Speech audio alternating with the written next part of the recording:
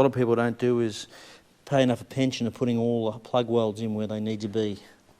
So it's a case of putting the floor in and then marking it out from underneath, punching the holes all around the sides, and then cleaning the paint off. The holes are punched on the actual firewall in this car, so make sure you clean the paint off all the edges. I've got some weld-through primer, these pieces as well. So there's 3 pieces in all. If you've done it right, it'll look something like this.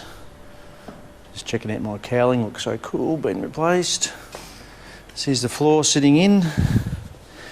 Now this is not final yet, but it should look something along these lines with all the holes lining up with all the chassis underneath. So this needs to be manipulated a bit more. It's got to be, you got to start putting screws in. It's got to be pulled forward a little bit, so I can get all the gaps lining up. So at the moment it's just sitting in there loose. Yeah, so you just basically get it all tightened down first before you start welding, and then you just start from one spot and work your way to the next. So it's going to look so much better when this new floor's in, and the car's starting to look a lot less like a piece of rubbish. This is what it should look like. I've got various screws around different places to try and pull the floor down. You can see I've got a pretty nice gap going on over the front here, pretty nice join. But every individual weld, you clamp, you manipulate, you'll tap each one as you go. That's literally how you got to do it if you want it to sit snug up nice and tight, because mass produced, these parts are made in China, who knows? Actually they're made in Taiwan, it says on there. But basically, yeah, really good, really happy with the fit. I've got you can see on the, behind all those little holes is the weld-through primer. So I know that I've lined everything up nicely with the rails. And yeah, so I think I'll probably start going across the front, pulling the hole in as I go, and then just work my way down towards the back. So it's looking really good. Looking forward to seeing it all in and finished. And I go on to the next thing, like some rust in the wheelhouse over there. Haven't even looked at the back of the car up the top. I mean, I've looked, but there's nothing going forward yet. Because I'm planning a Daytona, I can do things a little bit differently on the back there than normal, because it's literally not going to be seen. So I might make some small changes there. Anyway, that's another job for another day. The moment is, with any of these big builds, you've literally got to start looking at one thing at a time. Don't look at the whole job. Concentrate on the cowling, that's finished. And now concentrate on the floor. And that's the way your checkbox list works. How beautiful does that look? Beauty is in the eye of the beholder. But to me, it looks so much better already. Just the fact of gaping holes and perforated rust. The floor is now finished out. So this is really happy the way this has come out. Everything lined up beautiful, got good seams all the way around, nice and tight. I will have to run a line of seam seal around all the joins like they did in the factory. That'll be done later. This is all I'm doing for the minute. I'm going on to another project. So this one just filled in a week or so, and I will come back to this. I'm waiting on parts from the States, the Daytona conversion parts. So standing back, what can you say? It looks like a skeleton, but I've been down this path before, and like I said, it looks $1 million better to me already. So just wait till we get back onto it again. Can't wait.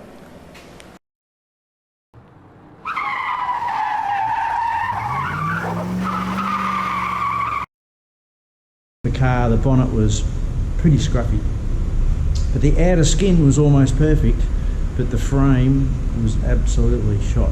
I'll give you a picture of the frame. Have a look at this. Completely rusted out. All the front was all gone, all rusted up around where the hinges go. But believe it or not, just by luck, the outer skin was almost perfect. It had a couple little pinholes right in the very front. So what I did was I was lucky enough to source here in Australia, I was lucky enough to source a second-hand 69, 68 bonnet. And I unpicked the frame out of that bonnet, which was sound. Had a couple of little pinholes. I basically got it media blasted and edge primed, and the frame was actually quite good. So the only way I could do to save the bonnet was unpicking this frame out of the 69 bonnet that I bought, the second-hand one. So it's an original material for back in the day, and it was a good clean piece. But 69, the nose of the bonnet rolls over, whereas 70, it's cut straight because they got the loop bumper. So I had to basically modify the nose of the bonnet to fit,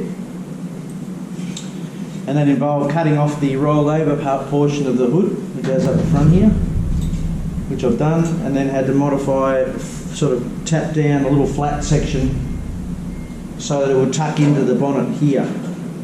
That's what I've been up to. When I'm ready to put this back on, I'm going to etch primer all this surface, clean all that up properly. This will tuck back in under the front, and that'll just pop into its frame as it was original. Then you just plug weld it back around the outsides again before, and also there's whole dobs of panel adhesive that goes all the way around the frame that sticks the inner skin to the outer skin. So I've got a little bit more work to do yet. There's a little modification I've got to do in here because the indicator repeater lights that go on in the hood are different position on the 70 to 68, 69. So I've got a little modification to do there.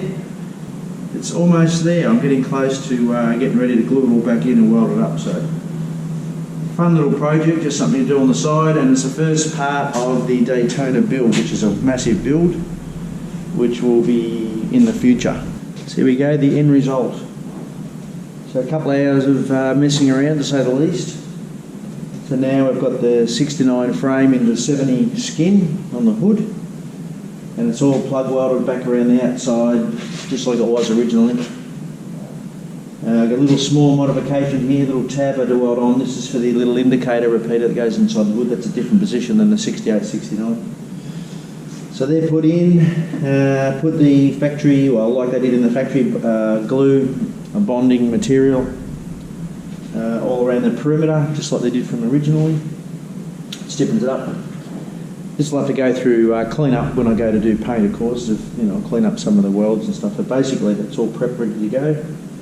And now I've ended up with a beautiful rust-free, clean 70 bonnet, which was kind of hard to find. So good to get that piece through, and I'll probably find another little project to go on to next. I'm not quite ready to do the car yet. I'm waiting on all the Daytona parts, so just chipping away at a few little things on the side. I know I keep talking about ticking boxes. This is how I work. 2 boxes ticked in the last couple of days. So as you can see, it's got a nice new wheelhouse in there. Small repair on the inner wheelhouse. A small amount of work to repair the inner wheelhouse. Got a little small repair there. It's joined up to, had a small patch repair on the inner sill. Nothing like really badly corroded. Just nibbling where you just can't leave it. You just got to take out little sections and replace them with steel. This one you can see a little bit closer. This one had the lower sill replaced. The outer quarter will go over that.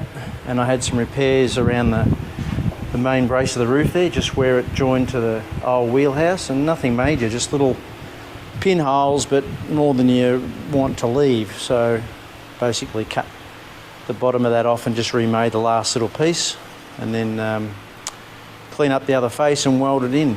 So there's still a bit of manipulating as far as making sure it's in position. There's little checked holes that you can line up with to make sure it's going in the right spot. This one also had a very small repair, but just down the bottom of the wheelhouse. You know, to me it's coming here in leaps and bounds. Looks so much better with some shiny parts on there. I'm easily pleased, maybe.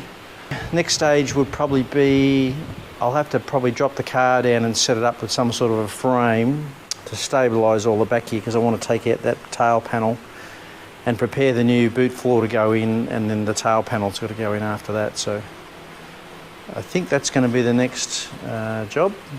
But anyway, 2 wheelhouses, a little bit of chassis rail, a little bit of inner wheelhouse, a little bit of lower sills, and the back of the car's coming along.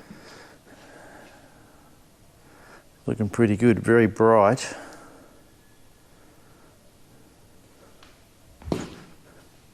There's a lot of work doing body and paint. There's such a lot of surface area you've got to look out for, and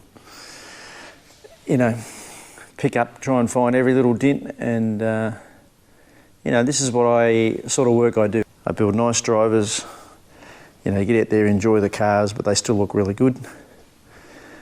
And of course, a lot of effort goes into detail when you're putting it back together, assembly, and all your chrome work, all those things make a huge difference when it comes to the final finish. So anyway, I'll demask and then a cut and polish, and we'll have another look. One thing also I can't emphasise enough is masking. When you're masking to paint, the better you mask, the better result you'll get. And what I mean by that is, less dust and foreign matter in the paint. People seem to think that painting cars not in the best conditions, you get a lot of dust. But generally, if you prepare the car properly, clean it properly and mask properly, you'll get minimal dust and you'll get a very good result. Masking down to the floor, masking around all the wheel arches, even getting masking tape down inside the door gap there if you can, to stop the paint blowing out, but also blowing paint into areas that have been cleaned up underneath. So that's one thing that's very important. Make sure masking is done to the ground. Under the vents of the hood, you can see all the vents up the top there. If you don't seal that from the back, the air can blow dust back out of there as well.